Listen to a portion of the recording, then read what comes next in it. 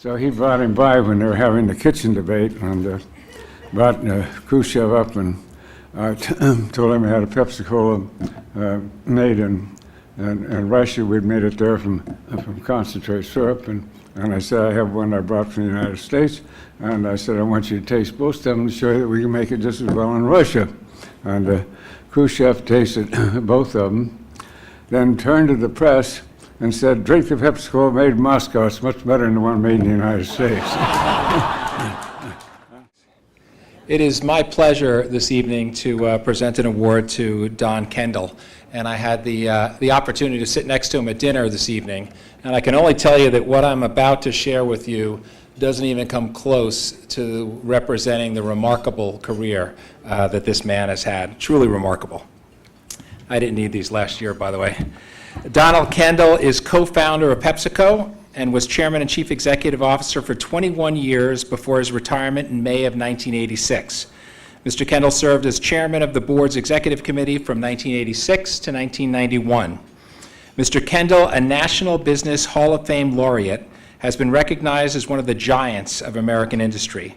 Not only did he build one of the world's premier consumer product companies, he also used his position in business to serve his nation, to advance the cause of international understanding, and to promote human equality and justice. Mr. KENDALL joined Pepsi Cola Company as a fountain syrup sales representative, following distinguished service in World War II as a naval aviator. He advanced from sales to managing a sales crew to managing sales for all company-operated plants. By 1957, Mr. KENDALL had become president of Pepsi Cola's overseas operations, and under his leadership, the number of countries in which Pepsi Cola was available more than doubled, while sales tripled. In 1965, Mr. KENDALL engineered the merger that brought Pepsi Cola Company together with Frito-Lay to create PepsiCo. Mr. KENDALL was appointed President and Chief Executive Officer of the new company. He was elected Chairman and Chief Executive Officer in 1971, a position he held until his retirement. Under Mr. KENDALL's leadership, PepsiCo became one of the largest corporations in the United States. PepsiCo divisions also expanded their operations to new areas of the world, including the former USSR, where Pepsi Cola was the first foreign consumer product to be sold, and to the People's Republic of China. Mr. KENDALL has been widely recognized for his contributions to American business. In 1987, the Board of Editors of Fortune magazine selected Mr. KENDALL for induction into the National Business Hall of Fame, where he joined such business legends as Andrew Carnegie, Thomas Edison, Alfred Sloan, and John D. Rockefeller. This award recognizes outstanding business leaders who have contributed significantly to the growth of the private enterprise system and of this country. A native of Sequim, Washington, Mr. KENDALL attended Western Kentucky State College. He is the recipient of an honorary doctorate of law from Stetson University, an honorary doctorate of law from Babson College, and a Doctor of Laws from Gonzaga University. Mr. KENDALL also received Doctor of Humane Letter degrees from Mercy College, Manhattan College, the State University of New York, and Long Island University. Now, I must just add one thing before I bring Don up here. During dinner, I noticed that he ordered a Pepsi more than once. And I couldn't help but ask him, what happens if you go to one of those rare places that doesn't offer Pepsi but offers Coke instead? And his answer was simple. I simply order water. It is my sincere pleasure to present Donald N. KENDALL with the Foreign Policy Association Medal.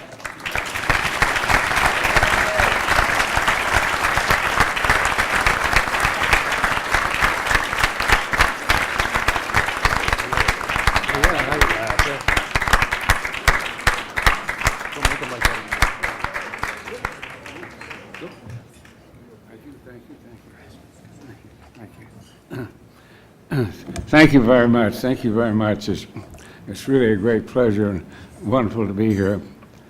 And of course, when you're 89 years old, it's nice to be anywhere.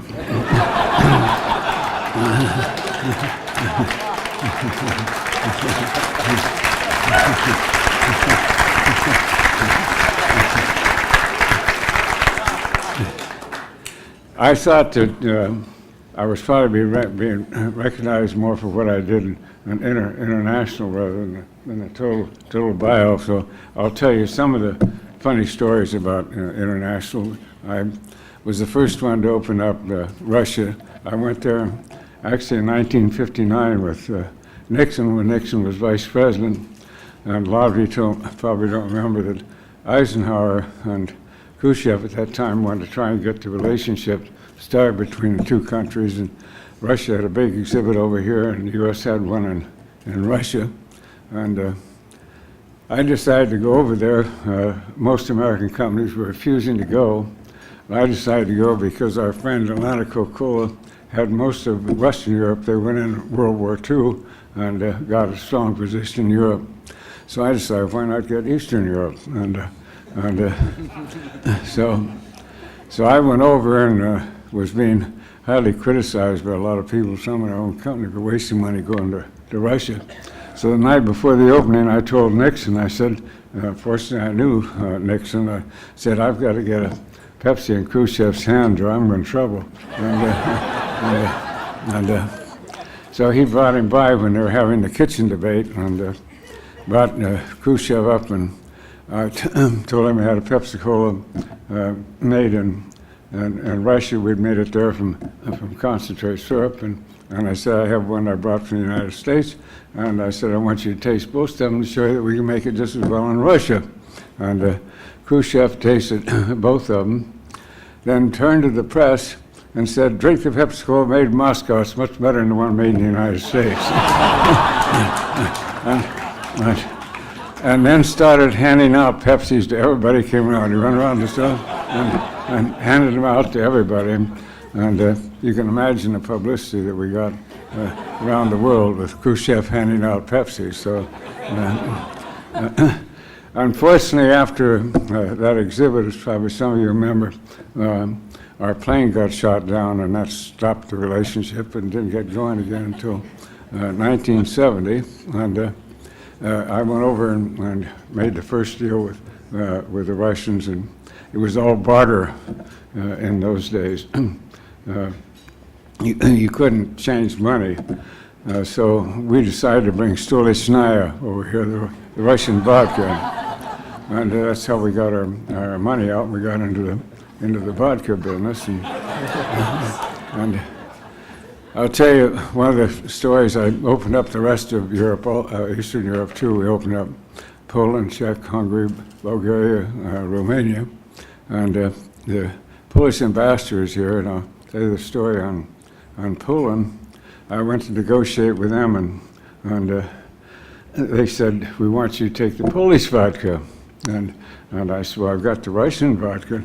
And he said, well, the Polish vodka is much better than the Russian vodka. And so we couldn't take both of those, but we finally found a way to get our money out of Poland also.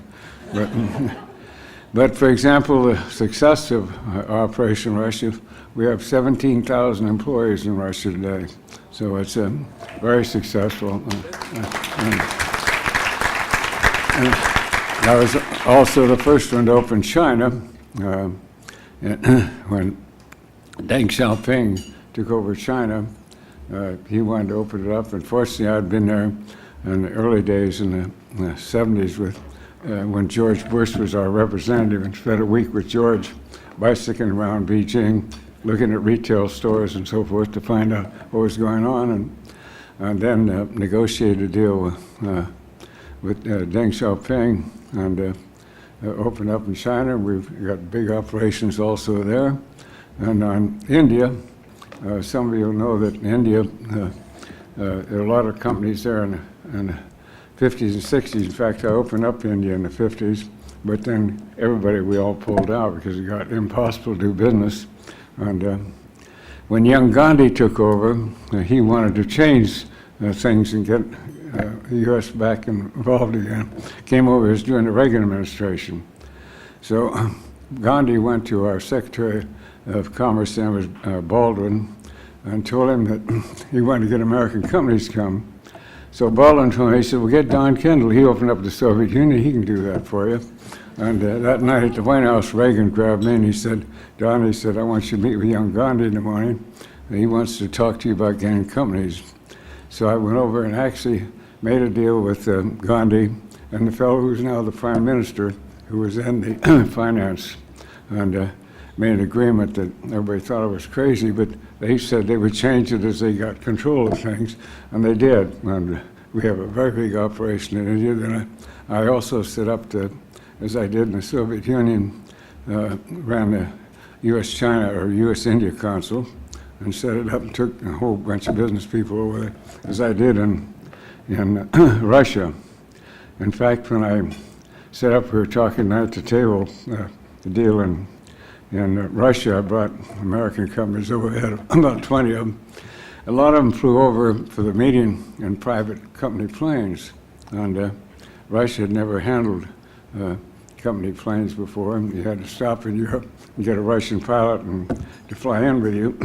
And so the morning when the Minister of Trade opened the meeting, he got up and apologized to him for the trouble that it might have caused him flying over, the difficulties and so forth. And they weren't used to handling them on the ground, and apologized for the delay. But he said, "Isn't it amazing? The only man we're doing business with came in here in Aeroflot." So those are the good old days, and it's great to be here and great to be part of this group tonight. And I thank you very much for the honor. Thank you.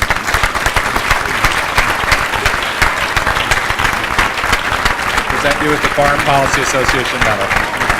Thank you, Don.